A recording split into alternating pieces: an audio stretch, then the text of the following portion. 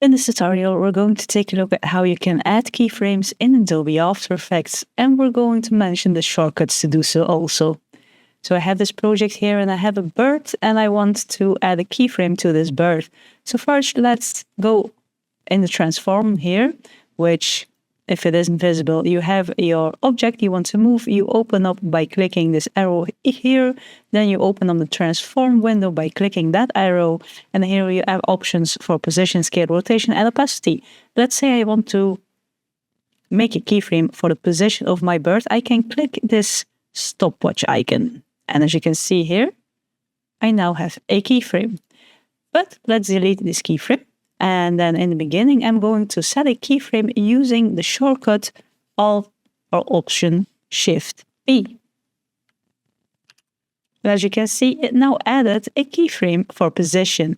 You can do the same for the scale, Alt or Option Shift S.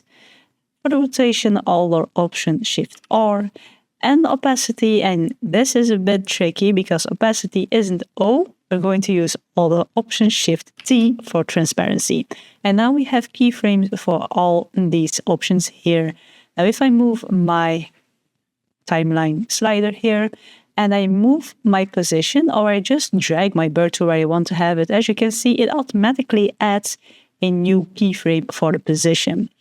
The scale I can adjust here, make it smaller. I can also adjust my rotation and even my opacity.